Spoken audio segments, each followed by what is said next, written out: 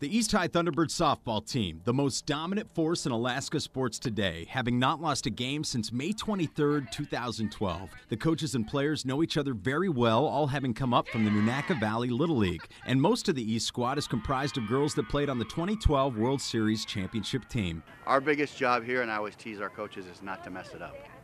So, not to say that we don't work hard and the girls don't work hard, because they do. It's almost harder to get these girls motivated and keep them motivated than it would be, to be on a 500 team, if that makes sense. Average is not in East's vocabulary, outscoring opponents 263-17 in 24 games this year, pitching 13 shutouts. Team chemistry and success obviously carrying over from Little League. At Nunaka, it was we will win on pitching and defense, and coming into East was different because Paul is all about hitting.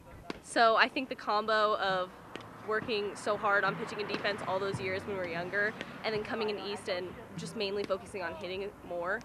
Bats are big. Most Thunderbirds posting a plus 400 average, specifically Taria Page, who's rolling with a .738, 44 RBIs, and 13 homers this season. Physically, she is just a strong individual, and she has such quick hands. Like she plays short for us, and she doesn't play short because I don't get another spot for her. She's actually one of our quicker girls, and her hand-eye coordination is pretty impressive. Everybody hits really well on our team. I think that's one of our stronger parts about our team, is we're all really good at hitting. We have a pretty strong lineup. I would not want to pitch to our lineup. Strong run support helps Sydney Smith with her confidence on the mound. An absolute machine, posting a .5 ERA with 117 Ks this year.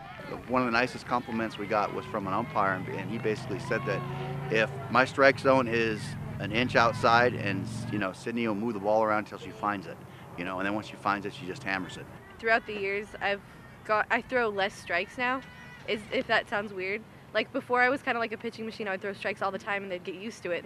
Everything's going to be a strike, so I'm just going to swing and hit the ball.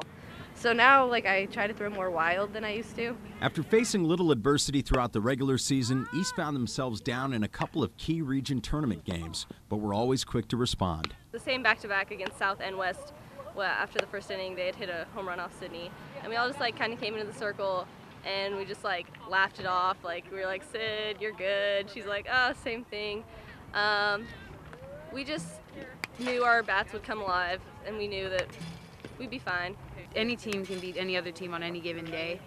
So I guess we pick each other up in the dugout, and then whoever starts hitting it off first, that's when everybody else does. So it just takes one of us, and then the rest follow. With confidence and poise, East looks to make history with a third consecutive state championship this weekend, and losing is not realistic to the Lady Thunderbirds.